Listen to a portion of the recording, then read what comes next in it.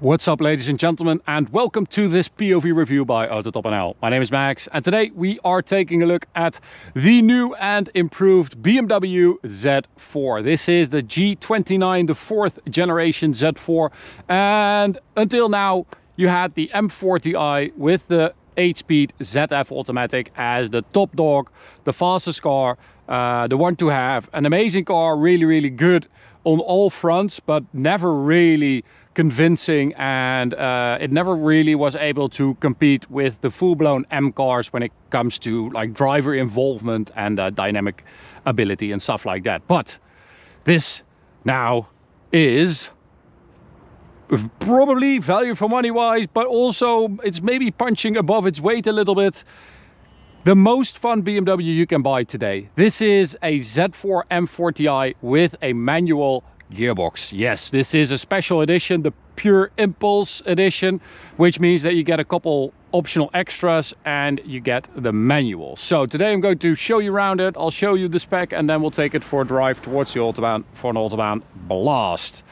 So what do you get if you buy this Pure Impulse edition? You get, in the Netherlands, it's €6,500, and you get the color, so this frozen deep green, which I think is the color you also got on the M5 CS, the last one, which I think fits the car really well. You get some black details around the car, like I think the grille surround, the mirrors, the window surrounds, that kind of stuff. You have an updated headlight, of course, for the new facelifted Z4, and you get these wheels. This is a staggered setup, so 19 at the front, 20 at the rear. This is a 255 at the front, and it has 285 section tires at the rear. So that is quite a wide tire for this little Z4. This is a 19-inch wheel. Behind that you can see the M Performance brakes with a red caliper. This Z4 manual also gets updated software for the adaptive dampers, for the traction control. It gets a different setup for the rear differential. They have changed the linkage, like the physical linkage on the gearbox for this manual gearbox compared to the Supra, because of course the Supra, which this car shares a lot of parts with, is also available with a manual and has been since 2022. So BMW kind of late to the party, but I think they made the right decision. At the rear we've got this trapezium exhaust, but it is an actual proper tailpipe bit, so good job on that. That is a proper exhaust. I love this color. I think it works so well. It gives the car, I don't know, a little bit of a classic roadster look, but also makes it a little bit less serious, or I don't know. I like it. And here we find the unchanged B58 inline 6 3-liter turbocharged with 340 horsepower and 500 newton meters. You guys know all about it. It is glorious. It is amazing. And in here you find, well, another reason why this might be the BMW to buy. You have the old interior, so this is like the perfect mix of modern stuff with the digital cluster, although I would still prefer the old analog ones, but still this is kind of less, I don't know, less messy, less busy, less stupid. This is as well, this is the old iDrive, which just works so much better. It's just, yeah, this is peak BMW infotainment for me. And then you have proper buttons here for the climate, more buttons, audio button, everything just works in this car. Dashboard is great. You sit super low in the car, and then you also sit like right in front of the rear axle. And yeah, seating position is just great. And then you have a third pedal and a stick. Now the stick, I think they haven't changed this thing since the 90s. I think I think someone at BMW in like 1992 ordered way too many gear shift knobs, and they still have boxes lying around, because it's really, it's like unchanged since the 90s. It's crazy. But what is really good about this manual in this car in particular is that you have this high tunnel, this high center tunnel, and then you have the low seating position, so your arm is resting here, and then your shift motion is like straight forwards and backwards, and I don't know, it just works so well. It also feels better than the manual in our M3, which is also a manual from 21. But this, I don't know, this feels much better. It feels a little bit tighter and a little bit more clicky. I like that. Really good gearbox, this. So let's start it up. Of course, because you have the roof down, you get a bit more sound, but it's not super loud. Well, it's not loud at all. It is a nice sound. I think it sounds good, but it's not that loud. And let's just go for a drive. Windows up. We're going to go for Sport Plus, of course, and DSC off. Now, it does have the more aggressive rear axle of an M240i, so they changed the differential on this. But because you also have the increased tire size, like the rubber, it has so much grip, it's insane.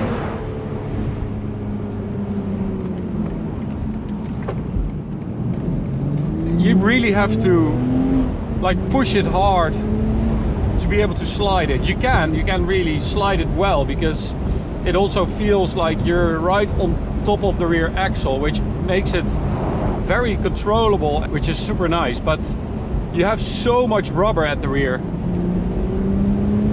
Oh, but this is it, guys. It feels like the last spasm of BMW, like proper BMW. It feels like a highlight. It feels like they've been working up to this, but it also feels like the end of that. Seeing, you know, modern BMWs and the choices they're making nowadays, I feel like this is a very refreshing sort of look back into BMW's history. It feels like a proper old school BMW.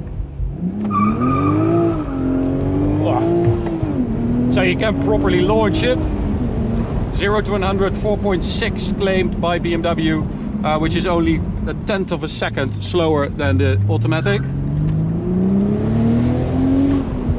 The suspension feels, I don't know, it's still a bit wobbly. It's not as tight as you would like, especially considering this car has to compete with a Porsche Boxster. It feels a little bit too soft. I do feel like this is a really good setup for daily driving as well, but also for longer journeys and stuff. This is really comfortable, and the softer suspension setup also gives it a little bit of a playful character, which is quite nice. It also blips the throttle, as you can hear.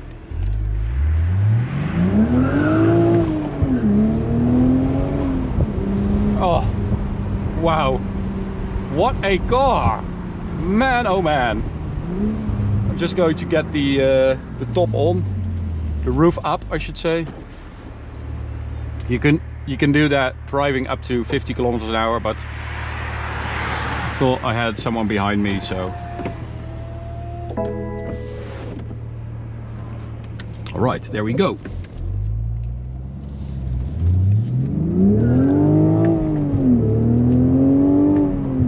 Oh, wow. So the manual gearbox just completely changes the way this car feels. 340 horsepower isn't even that much. In the US you get like 385 because they don't have OPF. But still, 340, it just feels quick enough. It really does, especially fourth gear on the highways. It feels very healthy, and it doesn't feel heavy. It's 1625 kilos, so that is also quite light for modern day cars. And you feel that. Oh, that is just lovely. Everything about this car feels like they've been listening to my complaints. I don't want to be too self-centered here, or you know, I don't think the whole world revolves around me, but it just feels like they've listened. Like, this is what we want. We want the old stuff, the older interior. We want a manual gearbox. We want the V58 rear wheel drive, not too much weight. This is what petrol heads want. It's just a matter of, are they going to sell enough to justify anything like this in the future? I really, really hope so. So here we go, full throttle. That is just so lovely.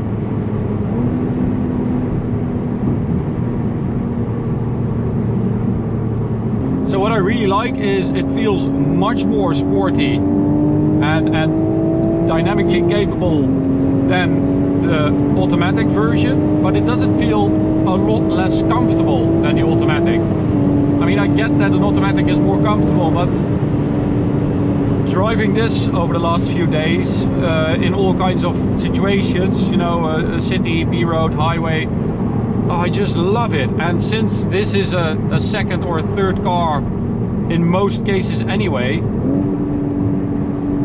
I would say that, you know, it makes sense.